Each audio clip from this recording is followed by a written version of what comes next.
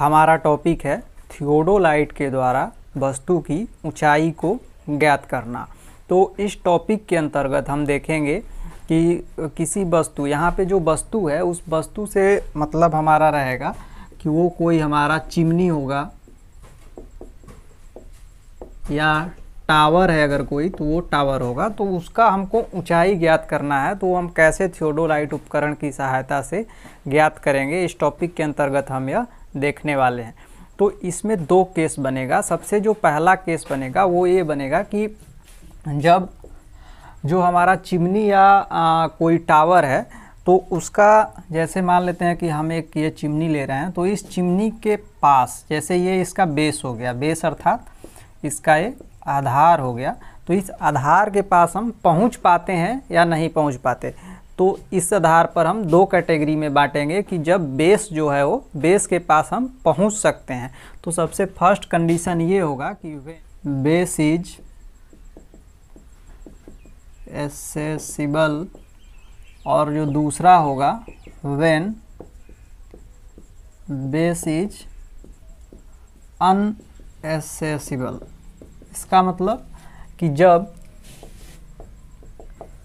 आधार तक पहुंचा जा सके, और जो दूसरा कंडीशन होगा जब आधार तक नहीं पहुंचा जा सके।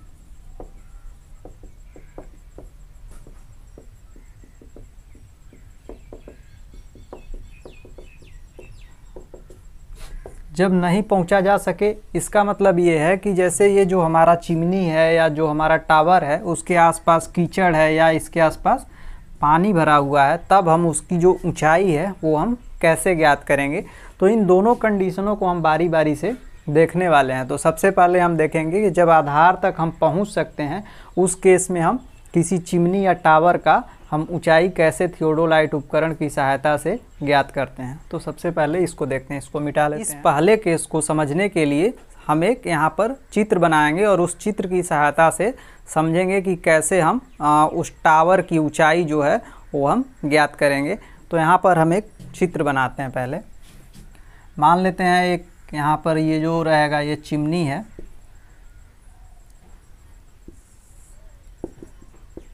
और ये पूरा ग्राउंड हम मान लेते हैं, यहाँ से ये ग्राउंड है हमारा, ये भूमि तल हो गया, इसको दर्शा देते हैं हम पहले। और इसकी जो टोटल ऊंचाई होगी उस टोटल ऊंचाई को हम मान लेते हैं कैपिटल एच। यहाँ से लेकर के यहाँ तक जो टोटल हाइट हो गई वो हो गई कैपिटल एच। और इसके बाद जो इसका आधार है ये हो गया हमारा इसका आधार, और इससे कुछ दूरी पर हम अपना जो उपकरण है उसको त्रिपाद स्टैंड पर स्थापित कर लेंगे। और यहाँ इसके लिए सबसे पहले हम यहाँ पर एक ज़मीन में एक खूंटी गाड़ लेते हैं, और ये मान लेते हैं कि ये जो खूंटी है ये हमारा बिंदु ए है, और इस खूंटी के ऊपर ही हम अपने त्रिपाद स्टैंड को स्थापित करेंगे। तो हमारा यहाँ पे त्रिपाद स्थापित हो गया, और इसके ऊपर हमारा ये उपकरण हो गया। अब यहाँ से हम अपने दूरबीन की सहायता से देखेंगे इस बिंदु को, और इस बिंदु को हम मान लेते हैं ऊपरी छोर जो इसका है इसको हमने P मान लिया है। हमारा उपकरण यहाँ है, ए स्टेशन बिंदु जो है उसको हमने ए नाम दिया, और टावर का जो ऊपरी सिरा है उसको हमने P नाम से बताया।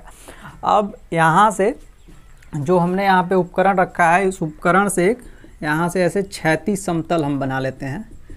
ये हमारा क्षैतिज समतल हो गया, और यहाँ से फिर हम अपनी जो दृष्टि रेखा है इस दृष्टि रेखा की सहायता से ऊपरी बिंदु पर ऐसे देखेंगे यहाँ से, तो हमको एक कोण प्राप्त होगा।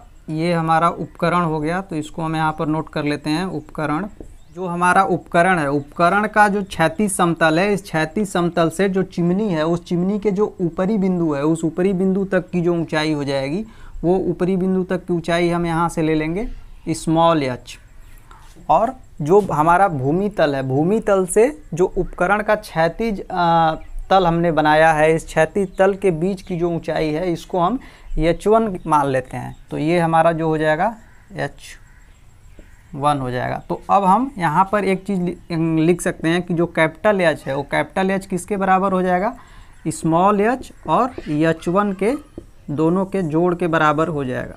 तो एक चीज़ हमने यहाँ पर ये नोट कर लिया। इस टॉपिक को समझने के लिए हमको दो चीज़ों के बारे में जानकारी थोड़ी सी रखनी चाहिए। वो सबसे पहला चीज़ वो है कि हमको त्रिकोणमिति आना चाहिए, थोड़ा सा त्रिकोणमिति के बारे में ज्ञान हो। और जो दूसरा चीज़ है वो हम ऊर्ध्वाधर कोण का मापन थियोडोलाइट उपकरण की सहायता से कैसे करते हैं, इसके बारे में हमको अगर जानकारी रहेगी तो हम इस टॉपिक को काफ़ी आसानी से समझ सकते हैं। तो दूसरा चीज़ हमको जो पता रहना चाहिए वो ऊर्ध्वाधर कोण कैसे हम मापते हैं। ऊर्ध्वाधर कोण मापन थियोडोलाइट की सहायता से ये पता होना चाहिए। कैसे मापते हैं थियोडोलाइट के द्वारा ऊर्ध्वाधर कोण का मापन हम कैसे करते हैं, इसके लिए हमने एक वीडियो बना रखा है, उसको आप पीछे जा कर के देख सकते हैं। तो ये दो चीज़ों का जो हमको अगर जानकारी है, उसके बाद अब हम कैसे मापन करेंगे। इसकी ये जो हमारी चिमनी है, इस चिमनी का हम हाइट कैसे मापेंगे उसको हम यहाँ पर देखने। सबसे पहले हम क्या करते हैं कि जो ये बिंदु एक जो है उसको हमने स्टेशन बिंदु माना हुआ है, तो इस स्टेशन ए पर हम अपना उपकरण स्थापित करेंगे त्रिपाद स्टैंड के ऊपर, और उसके बाद उसका समतलन और केंद्रण का कार्य करेंगे। तो सबसे पहला काम हमने क्या किया, समतलन और केंद्रण का कार्य किया। ये दो कार्य हमने कर लिया। समतलन और केंद्रण का कार्य करने के बाद हम क्या करते हैं कि जो हमारा वर्नियर सी है और जो वर्नियर डी है, वर्नियर सी और वर्नियर डी को ऊर्ध्वाधर चक्री जो है, ऊर्ध्वाधर चक्री के 0 पर पहले लगभग में और उसके बाद शुद्धता से सेट करेंगे। लगभग और शुद्धता से सेट करेंगे तो ये जो हमारा वर्नियर सी है और जो वर्नियर डी है, इसको हम जो ऊपरी बबल है उस ऊपरी बबल ट्यूब के संदर्भ में यह कार्य करते हैं। तो सबसे पहले हमने समतलन किया, केंद्रण किया और ऊर्ध्वाधर चक्री के 0 पर, ऊर्ध्वाधर चक्री के 0 पर हमने क्या किया कि जो वर्नियर सी है और जो वर्नियर डी है उसको पहले लगभग में और उसके बाद शुद्धता से हमने सेट कर लिया, बिल्कुल जैसे हम ऊर्ध्वाधर कोण मापन में प्रयोग में लाते हैं। अब जब वर्नियर सी और जो वर्नियर डी है वो दोनों जब सेट हो जाते हैं तो उनका जो मान है उनके मान को हम फिर चेक करते हैं। तो यहाँ पर सबसे पहले हमने उनको सेट किया और उसके बाद जो वर्नियर सी है और जो वर्नियर डी है, इन दोनों का मान चेक करेंगे। वर्नियर सी का जो मान रहेगा वो 0 डिग्री बताएगा और जो वर्नियर डी का मान है वो उससे 180 डिग्री ज़्यादा बताएगा। तो जब हम ये चेक कर लेते हैं तो हम ये संतुष्ट हो जाते हैं कि हमारी जो स्थिति है वो बिल्कुल सही है। अब हम नेक्स्ट स्टेप को फॉलो करते हैं। तो नेक्स्ट स्टेप नंबर 2 में हम फिर आएंगे। स्टेप नंबर 2 में हम क्या करेंगे कि जो हमारी ऊर्ध्वाधर चक्री है उस ऊर्ध्वाधर चक्री को ढीला करेंगे और उसके बाद ऊर्ध्वाधर चक्री को ढीला करने के बाद दूरबीन जो है उस दूरबीन को ऊर्ध्वाधर समतल में घुमाते हुए बिंदु P जो है जो कि हमारा टावर का जो ऊपरी सिरा है उस ऊपरी सिरा को साधेंगे। मतलब कि हमारी जो दूरबीन है वो कुछ इस तरह रहेगी। अब हम यहाँ से जब ऊर्ध्वाधर चक्री को ढीला करते हैं तो इसके बाद अब दूरबीन को हम मूव कराएंगे और घुमाते हुए बिंदु P को हम साधेंगे। तो इस तरीके से घुमाते हुए जब बिंदु P को साधेंगे तो सबसे पहले हम लगभग में और उसके बाद शुद्धता से साधेंगे। जब हम लगभग और शुद्धता से साध लेंगे तो अब जो वर्नियर C है और जो वर्नियर D है उसका जो मान है वो अब जो मान रहेगा वो यहाँ से लेकर के यहाँ ये जो बिंदु P के बीच का जो कोण है उस कोण का मान बताएगा। तो वर्नियर C और वर्नियर D का तब मान जब हम देखेंगे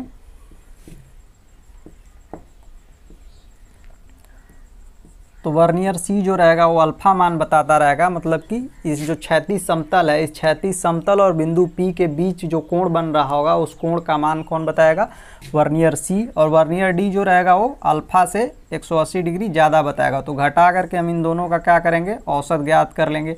इस तरीके से हमको जो क्षैतिज समतल और बिंदु P के बीच का जो ऊर्ध्वाधर कोण है वो प्राप्त हो जाएगा। तो ये जो कोण रहेगा कोण अल्फा, ये कोण अल्फा क्या होगा हमारा, angle of elevation. Angle of elevation, angle of elevation को हिंदी में हम उन्नयन कोण कहते हैं। तो उन्नयन कोण यह हो जाएगा। अब हमको कोण का मान प्राप्त हो गया। चूँकि यहाँ पे अगर हमको लग रहा है कि जैसे हमने आपको बताया था कि ऊर्ध्वाधर कोण मापन के अंतर्गत कि अगर हमको लग रहा है कि कोण का मान हमको शुद्ध नहीं आया है तो हम फलक को बदलेंगे और फलक बदल करके पुनः जैसे जो ये स्टेप हैं उनको फॉलो करेंगे। और जैसे मान लेते हैं कि अगर ये फलक जो है हमारा, ये फलक बायां है, अगर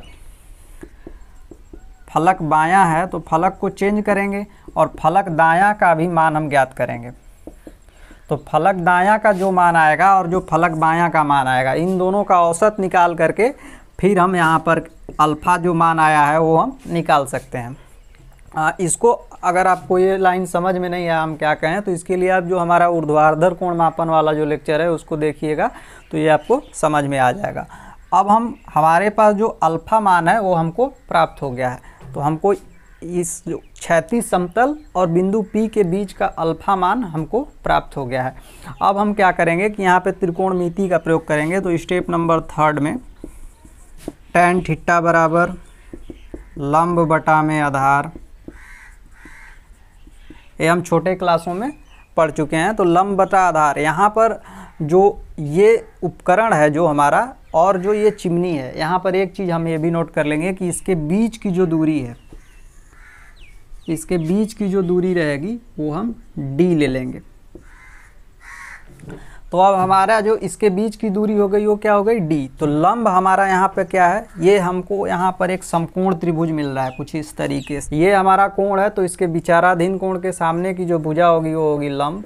ये लंब हो गया हमारा, ये आधार हो गया। अब हम यहाँ पे tan थीटा बराबर, तो यहाँ पे चूँकि अल्फ़ा है तो यहाँ पे हम इसको अल्फ़ा कर देंगे।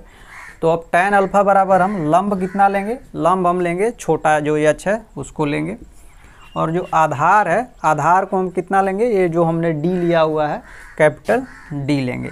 अब हमको यहाँ पे ये वाला, हमको चूँकि यहाँ पर ऊंचाई ज्ञात करनी है तो हम हमेशा ये ऊंचाई वाला ही लेंगे, हमको h को फ्री करना होगा। तो अब हम यहाँ पे तिरछा गुणा कर देंगे, तो d into tan alpha equal to h, इसको हम 1 नंबर लिख सकते हैं यहाँ पर।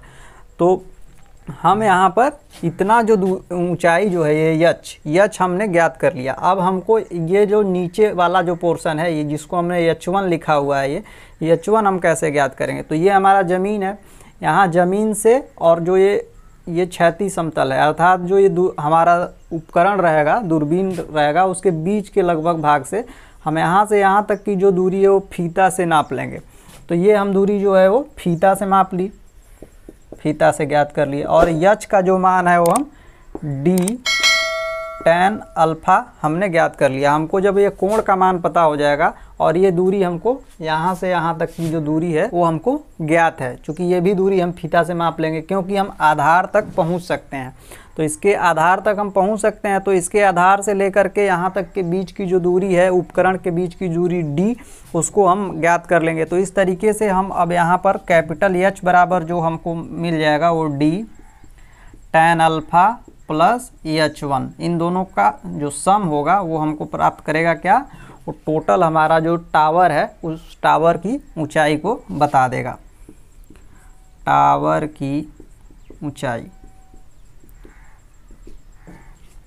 तो इस तरीके से ये जो पहला केस था, जब आधार तक हम पहुंच सकते हैं तब हम कैसे ज्ञात करेंगे ऊंचाई को, उसको हमने देखा। अब अगले टॉपिक में हम देखेंगे कि जब हम आधार तक नहीं पहुंच सकते हैं तब हम थियोडोलाइट उपकरण की सहायता से कैसे किसी वस्तु की ऊंचाई को ज्ञात करेंगे।